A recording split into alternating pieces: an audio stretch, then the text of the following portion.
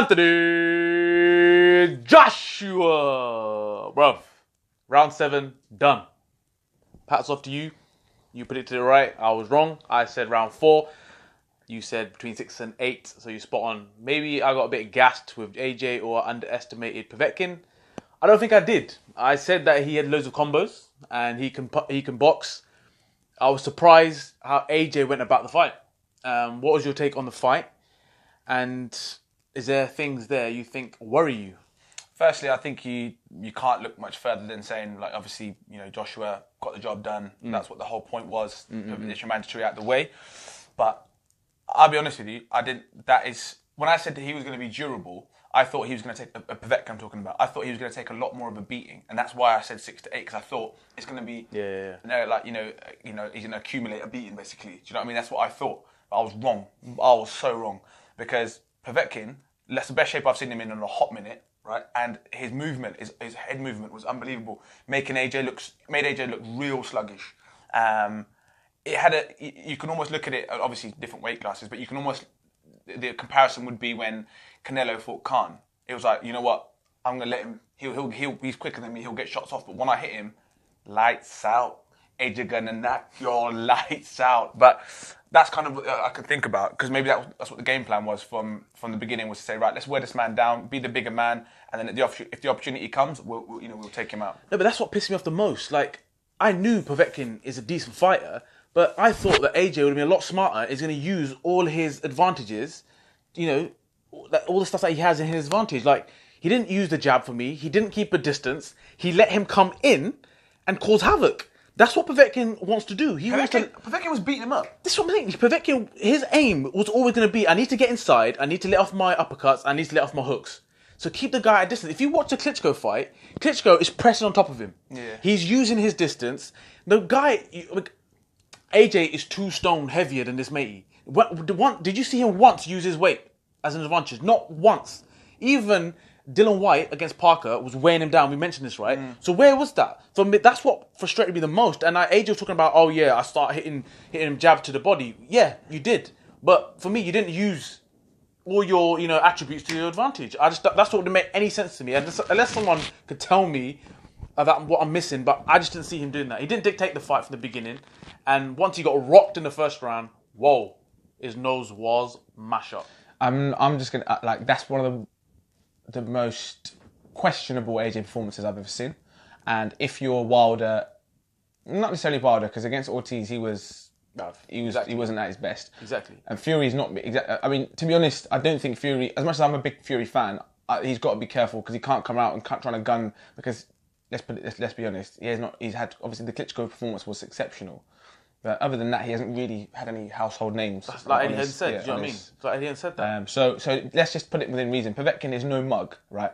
But, as I say, I was so surprised at the way he was in shape and he was at it for this fight. And he made Joshua, he was putting a beating on Joshua. I'm going to have to be honest. If any people disagree with me, then, so be it. But as far as when I was watching it, there was a lot of times I was like, ooh.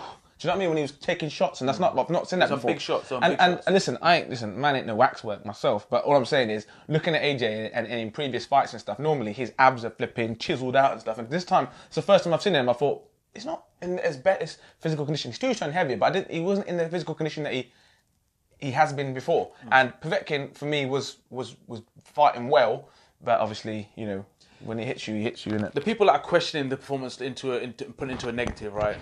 Forget that. Because like you said then, Wilder, he got through that fight, and Ortiz, he could have easily lost that fight. So big respect to Joshua to actually managing the fight. It's his 22nd fight. Yeah, that was the beauty of it. So like, even when he got rocked in the first round, he used those rounds eventually after that to get some momentum back, and then with that straight right would come over the top, boom, and then he was was very patient with his selection of shots, and he put him to sleep. I think I can't remember. It might have been David Hay who said it. And he goes, if this fight had come up 3 fights ago, he wouldn't have won the fight. Maybe. Because he's got experience to draw on now. Yeah. Those rounds, the Klitschko fight, the Parker fight, those experiences he could draw on them now. But for 39 years old, yeah. And if he's contaminated meat free, then that was a performance. Yeah, because people after the performance were laughing, saying, "Oh, Wilder's going to kill Joshua now after seeing the performance." But I'll go back to it. Is that Wilder just about scraped through the Ortiz fight? I've said this, and I said this to you straight away, and I watched it last night, and I said it, I said, oof, it seemed a bit fishy for me. It's a bit fishy. I'm personally not having this, but you got to hear him out what his view is. It's a bit fishy for me, right? Because I'm sure that there's videos are circulating now, and I'm glad because I thought people were making me out to sound like I was off key. But when Povetkin took that shot and went down, he went to get up, and he went to put his hand on the rope, and his own matey pulled his hand away and made him fall through the ropes. I was like, come on now. He just took a shot, and you're trying to make it even harder for him to get up. And it looked as if it was very. Look, I'm not. This is just, something that doesn't. It just seemed a bit fishy, but it was very spot fixy for me. It was very much so. We got to this stage of the fight. We got P. We made our P. Listen, we've got this round. Do your thing. Stay down. And obviously, Povetkin tried to get him. He's like, nah, bruv, we've discussed this already. You just stay down now. It looked a bit like it was all a bit too perfect for me, too set up. Povetkin, I felt, was actually, getting on top, and then boom, all of a sudden there was a big momentum change, and his own corner making him slip through the ropes. It just seemed a bit fishy. I'm not saying that, I'm not trying to piss on AJ in any way because he's probably had the game plan and he's hit him with the shot, but there was something that didn't quite sit right with me. I'm just going to put it out there. For me, I totally disagree. Like, I just think that the corner knows Povetkin well. Povetkin's only lost once, and when he's rocked those shots, they probably haven't seen him go down that way. Even against Klitschko, he fell back, rolled over a few times, but it was like a flash kind of knockdown. That he got rock solid. That's what I believe. I just think But when I showed you that video... Oh, yeah. I was like, I missed it because I saw him get hit and then I see him fall through the ropes. I was thinking, jeez, he got clocked. Yeah, you just think to yourself, he's all over the gaff. Yeah. But...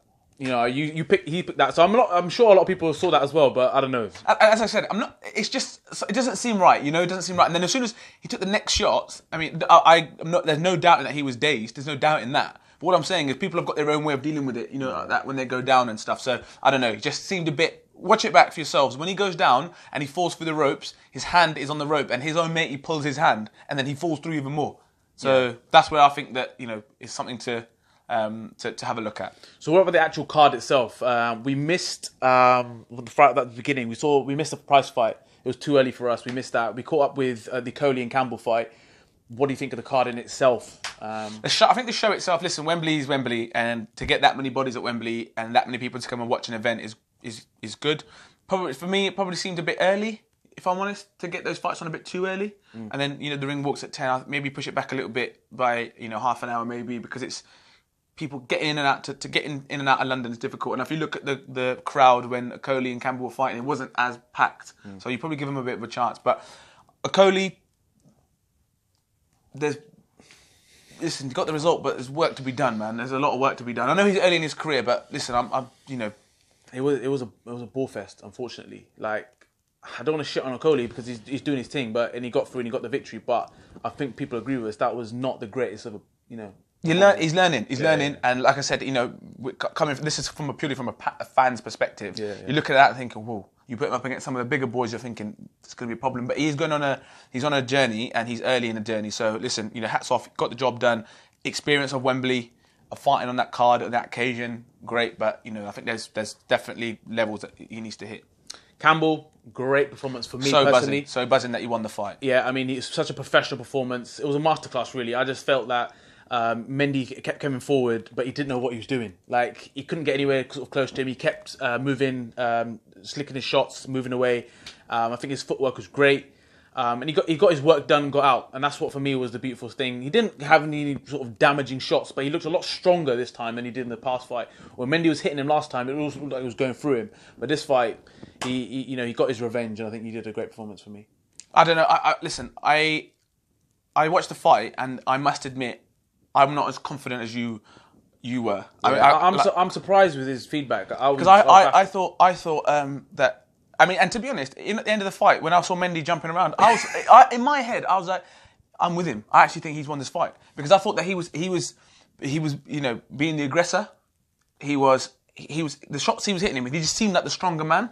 And a lot of the stuff that Campbell was doing was he's throwing that hand out as if to try and keep him at range, and he was trying to he's trying to set him up, isn't he? Yeah, but I don't think he hit him. I think he got the benefits for Campbell was it was a home tie, and it got to the cards.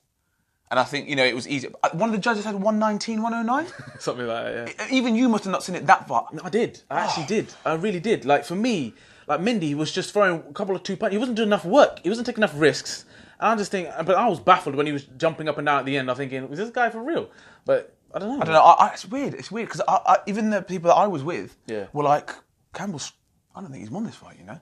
No. And I was even either. Listen, I told you before. I've followed Campbell for ages. I've been saying to you for ages, like I really want Campbell to go fight. He's good. Like he's a good fighter, and he's the sort of person that he uses the body shots really well. And that's something that's a bit of a throwback because nowadays people seem to almost forget that side of it, and he almost goes body first and then goes to work up top. But I just felt that the work that he done was a bit.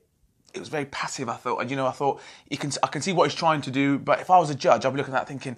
Mendy's hitting him with the cleaner shots. He's getting more work done, more effective work done. But I think there was, for me, I didn't see enough work from Mendy, and I thought Campbell mixed the shots up very well. Body shots up to the top, perfect. The room for improvement for Campbell, from my perspective, would be he needs to stop getting hit as much. I think he's getting hit a bit too much, a bit too freely. Yeah, if that was someone who could have heavy hands, Campbell would have found himself in a lot of problems. Mendy's not a big hitter. But other than that, it's good to see him win and on to the next one for him. Let's talk about the future. Now, what I'll start with this year is what made me laugh so much, was Dillian Whyte. So, he was pissed. He was pissed. AJ was saying, where's Dillian at? He was like, Sky, why have you got me here? Why have you got me here? I should be down there. He was vexed at Sky. Sky was like, trying to... It's great to have you here. It's great to have you here. He's like, She was shook. She was like, oh, shit. Dylan was pissed. She was like, is that your pit? Is that your pit? Because like, if Dillian Whyte was there at ringside, it would be like jumping inside the ring kind of thing, right? So that was an opportunity to sort of sell that fight, and that's what Dylan was pissed. And I get it, right? But then he's doing his thing. And so what do you reckon next? I think everyone's called for... He said he's going to put a poll out on Twitter, and it's quite far, like, the votes are going to Wilder. Everyone wants to see that fight next in April. But if that doesn't happen... Do you know what? This isn't going to happen. I know it's not going to happen. But for me personally, I would love to see Dillian Whyte fight Wilder. I'd love to see that fight. I would love to see that fight because Dillian Whyte ain't gonna stand back. And you saw when Ortiz put it on him, when Ortiz put it on Wilder, he was like, ooh, ooh, ooh. Do you know what I mean? He didn't like it. Yeah. So I think Dillian Whyte's in a situation where I don't want him to fight Chisora. I don't want that fight to happen. I think it's a waste.